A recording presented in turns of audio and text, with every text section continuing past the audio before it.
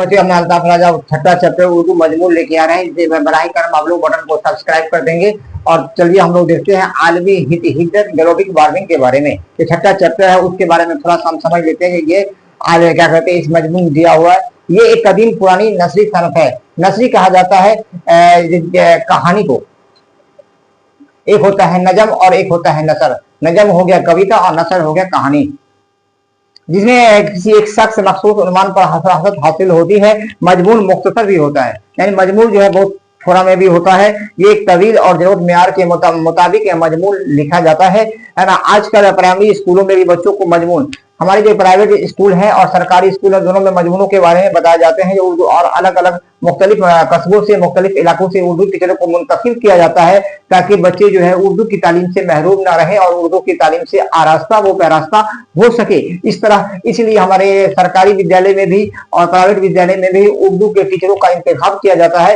ठीक उसी तरह हम अब बच्चों के लिए यूट्यूब पर उर्दू क्लास 10वीं क्लास का रोजाना, ताकि हमारे जितने भी बच्चे यूट्यूब से जुड़ रहे हैं वो इस उर्दू क्लास से फैज़याब हो सके।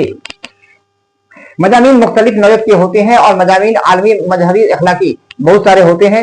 मजमून निगारी में काफी आज़ादी और खुशादगी आ जाती है और ये मेयारी मज़ामीन में इल्मियत और हमारे इल्म में इजाफा भी हो जाता है। हर दौर में मजमून नवेसी, हर जितने भी दौर गुजरते हैं उसमें मजमून निगारों के मुख्तलिफ जमानों के मजमून निगार आते हैं और अपने अपने मजमून को लिख के अपने तलबात को हमारे उर्दू पढ़ने वाले छात्र और को बताते हैं। आज प्राइमरी दर्जात में मुल्क के मुकाबले जिस तरह के उस्ताद होते हैं उसी तरह के उर्दू जानकारी दी जाती है। और मोहसिन मुल्क उसमें कुछ हमारे मजमून निगारों के भी नाम है। सर सैयद अहमद खान एक, दूसरे हैं मोहसिन मुल्क, तीसरे कैटेगरी के हैं मोहम्मद हुसैन आजाद, चौथे हैं जकाउल्ला, पांचवा है खासा हुस्न निजामी और छठा है अहमद सिद्दीकी वगैरह मुख्तलिफ नस्ल निगारों के नाम है। अब हम आते हैं आलमी हिद्दत ग्लोबल वार्मिंग। हमारा ब्रह्मांड जो गर्म होता जा रहा है, इसमें पढ़ते हम लोग इस चैप्टर को आलमी हिद्दत के बारे में भूगोल यानी ज्योग्राफिया में पढ़ते हैं, लेकिन उसमें कुछ निशानदेही हमारे उर्दू किताबत ने भी कर दी है। ग्लोबल वार्मिंग यानी आलमी हिद्दत।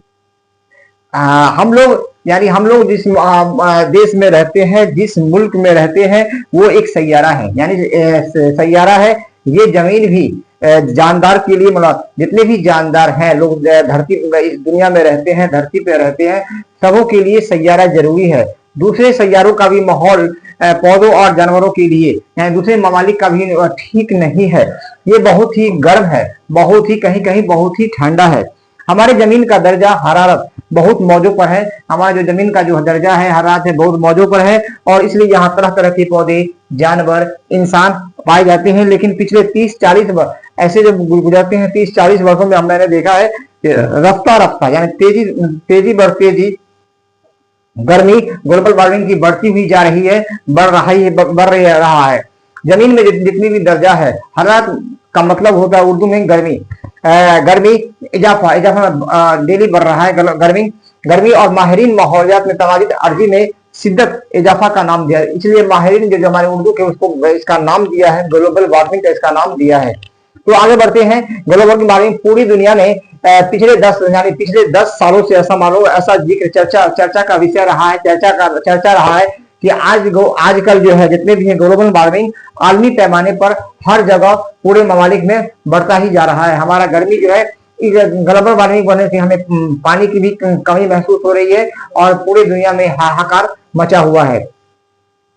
जितने भी दुनिया के साइंसदान हैं, साइंस के जानने वाले हैं, वो इस मसला पर सभी लोग सोचते हैं कि आखिर हमारा जो धरती गर्म क्यों हो जाता है, ग्लोबल वार्मिंग क्यों बढ़ जाता है, इसके पीछे क्या कारण है, इसके पीछे क्या रीजन हो सकता है। इसके बारे में हमारे साइंस के जानने वाले, साइंस के मालूमात रखने वाले इस पर फिक्रमंद है और सोच विचार कर रहे हैं और इस पर थिंकिंग भी कर रहे हैं कि आखिर ऐसा होता क्यों है। अमेरिका और कुछ हम दूसरे ममालिक जो हमारे देश से अलग हैं उनके नाम भी हम गिनाने जा रहे हैं। पहला है अमेरिका, दूसरा है जर्मनी, तीसरा है अक़वामुल मुत्तहिदा यानी यूएनओ, यूनाइटेड नेशनल ऑर्गेनाइजेशन। और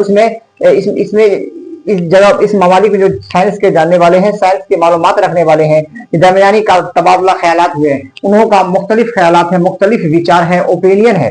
और ये इससे मुदाफत के लिए हम एकदम ममालिक ने और इसको जानकारी प्राप्त करने के लिए हर एक साइंसदान आपस में विचार करते हैं, विमर्श करते हैं, इसके बारे में खोज निकाला जाए ताकि जितने भी हमारे देश में जो रहते हैं इससे राहत पा सके, फैजियाब हो और इन लोगों को आराम मिले और ऐसा आने वाले समय में, आने वाले मुस्तकबिल दौर में ऐसा लोगों से दो चार ना होना पड़े। आप भी सोचते होंगे कि आखिर हमारी दुनिया का दर्जा, आप लोगों का भी सोचना होगा कि आखिर हमारी दुनिया में, हमारे देश में, हमारे मुल्क में, हमारे कस्बा में इतना गर्मी क्यों बढ़ जाता है, यानी ग्लोबल वार्मिंग की वजह क्या है, इसके पीछे क्या कारण है, ऐसा क्यों होता है। इसके लिए सबसे हम जानते हैं इंसानों की कुछ सरगर्मियां हैं जिनको साइंस की जुबान में ग्रीन हाउस, इसको साइंसी मालूमात में ग्रीन हाउस कहा गया है, असरात यानी इफेक्ट ऑफ ग्रीन हाउस कहते हैं। कुछ जैसे कल कारखाने, मोटर कारखाने, इजाफे और जंगलों की बेतहाशा, जितने भी हमारे जंगल है उसको बेतहाशा काट के घर को बनाया जा रहा है, जंगल बेयाबान को सब को खत्म किया जा रहा है। गैस ज्यादा है, इससे हम लोगों के वातावरण में, हमारे पर्यावरण में, हमारे माहौल में बहुत सारे गैस, जैसे गाड़ी के धुआं का गैस, कल कारखानों का गैस, रेडियो एक्टिविटी, जहाँ रेडियो का काम होता है वहां से जो ध्वनि निकलता है उनका गैस, ब्रह्मांड का गैस, ये सब हमारे रीजन है, ग्रीन हाउस के इफेक्ट है जो हमारे वातावरण को भी और हमारे जमीन को भी मुतासिर करती है। मिसाल के तौर पर हमारा कार्बन, एक होता है carbon dioxide CO2, methane CH4, nitrogen gas nitrous oxide NO2 और ओजोन वगैरह, ये सब वगैरह मुख्तलिफ गैसें हैं। उनमें से कार्बन डाइऑक्साइड पहले मुकाबले के लिए 31 पर, अब जानते हैं हमारे माहौलियात में, हमारे पर्यावरण में 31% मेथेन है, 149% ज्यादा कैसे हो गई, ये ऐसे इतना कैसे बढ़ गया है। मेथेन गैस धान के खेतों और गाय भैंस की वजह से के गोबर से ज्यादा निकलता है। हमारी जमीन पर आफताब की जो सातें आती है, आफताब का मतलब होता है रोशनी, हमारे जो सूरज से जो रोशनी आती है वो ज्यादा जज्ब नहीं कर पाती है। इसका वजह ये होता है कि जमीन का माहौल गर्म होता हुआ जा रहा है और दूसरों लफ्जों में इसका दर्जा हरारत बढ़ रहा है, दिनों दिन ये जमीन का हरारत बढ़ता ही जा रहा है। जमीन को ठंडक नहीं मिल रहा है क्योंकि हम लोग पेड़ पौधों को काट रहे हैं, जंगलों को काट रहे हैं, जितने भी बेयाबान है सब बेयाबान नजर आता जा रहा है। अगर हमारे जंगल नहीं रहेंगे, धरती को ठंडक नहीं मिलेगी, हमारे जितने भी चरिंद परिंद है इनको ठंडक नहीं मिलेंगे तो हमारा ब्रह्मांड ठंड कैसे रहेगा। हमें दिन ब दिन हम लोग ग्लोबल वार्मिंग से दो चार होते रह जाएंगे और इससे हमारे इंसान मुतासिर होंगे और जितने भी हमारे धरती पर जितने भी हैवानात हैं सब मुतासिर होंगे। अब कुछ साइंसदानों का ये मानना है कि हमारी जमीन का दर्जा हरारत पहले 100 वर्षों में तकरीबन 750 ईस्वी से बढ़ गया है। कुछ लोग साइंस का ऐसा भी सोचते हैं कि हमारा जब शुरू से ही ग्लोबल वार्मिंग बढ़ता जा रहा है, बढ़ता हुआ चला जा रहा है। ऐसी हालत है, इस बात का हम लोग इस बात पर भी इम्कान लगाते हैं कि 1 डिग्री C से 0 डिग्री C तक का इजाफा कैसे हुआ, 1 डिग्री C से 0 डिग्री में कैसे इजाफा हो गया, ऐसा क्यों हुआ। ये तशवीशनाक बात, यानी तशवीशनाक का मतलब ये सोचने वाली बात है, ऐसा क्यों हो रहा है। बहुत सारे हमारे साइंस डेवलप करने वाले अनेक तर्क दे रहे हैं, अनेक विचार रहे हैं, फिर भी हमारे ग्लोबल वार्मिंग, धरती का गर्म होना, हरारत, लोगों के कुछ चरिंद परिंदों का अचानक मर जाना, ऐसा क्यों होता है। ये तशवीशनाक बात हम लोगों के जहन में, हम लोगों के माइंड में है। अब बढ़ते हैं आगे की ओर। जमीन के दर्जा हरारत बढ़ने की वजह से समुद्री बर्फ के बर्फ बड़े तेजी से पिघलते हैं। समुद्र का जो बर्फ है, जो जिससे हम लोग नमक तैयार करते हैं कुछ गड्ढे में खोद के, ये लोग भी बड़े तेजी से वहां ऑटोमेटिक तेजी से सूरज की गर्मी से, सूरज की हरारत से पिघलता हुआ नजर आ रहा है। इसकी वजह से समुद्र की पानी की सतह तेजी, पानी का जो समुद्र में सतह है वो भी तेजी से बढ़ रहा है। माहिरीन जो भौगोलिया, जो जोग्राफिया लोगों को पढ़ते हैं, माहिरीन सोचने वाले, इन लोगों का ख्याल भी निकलता है कि जजीरों के हमेशा समंदर में डूब जाने, ऐसा जो जजीरा वो होता जो चारों तरफ समंदर हो, छोटा सा जगह हो जहाँ इंसान रहता जाता हो, वो लोग भी, उन लोगों जो छोटे इंसान वहां रहते हैं जिसको जजीरा बोला जाता है, उन लोगों को भी डूबने का अंदेशा है, डर है, ऐसा वो लोग सोच रहे हैं। पड़ोसी मुल्क बांग्लादेश, और हमारा देश का एक पड़ोसी देश है बांग्लादेश का भी कुछ हिस्सा हमारे देश भारत के कई सारे इलाकों, मालदीव वगैरह भी डूब चुके हैं। ऐसा लोगों का मानना है, जानने वालों का मानना है कि हमारा जो एक देश है बांग्लादेश जो हमारा पड़ोसी देश है, जो हमारे पड़ोसी की तरह रहता है, इसका भी कुछ क्षेत्र इलाका जो है ऐसा होने से डूब सकता है, ऐसा अंदेशा है, डर है लोगों का।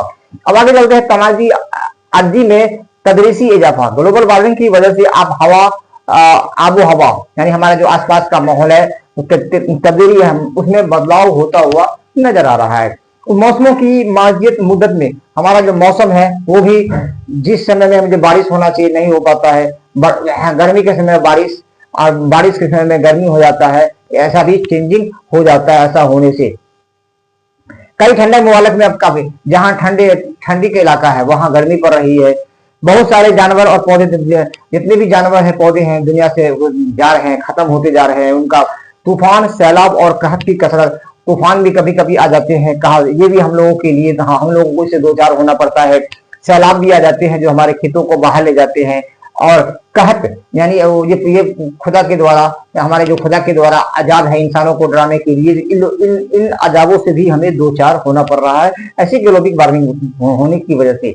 ग्लोबल वार्मिंग एक आलमी मसला है, ऐसा भी जितने भी साइंस है और हमारे सरकार भी सोच रहे हैं कि ग्लोबल वार्मिंग एक मसला बना हुआ हमारे देश के लिए, एक हेडेक बना हुआ है। इससे हम कैसे निजात पा सकते हैं, कैसे इससे हम बच सकते हैं, इसके बारे में भी हमारे दूसरे ममालिक के लोग सोच रहे हैं। ये एक सोचने वाला तशवीशनाक मसला भी है। हर मुल्क को अपने तौर पर इस मोहलक से दवा बचने की तरकीबें और इक़दाम करने होंगे। जितने भी ममालिक हैं, जितने भी मुल्क हैं, इसको इसके बारे में अपने अपने स्तर से, अपने अपने नजरिया से इस पर कुछ सोचना पड़ेगा और अपने कुछ विचार देने पड़ेंगे, नजरियात देने पड़ेंगे लोगों को, ताकि सब हम लोग मिलजुल कर इससे बच सके और इससे आने वाले अंदेशों में इससे होशियार हो सके, कैसे इससे हम बचेंगे।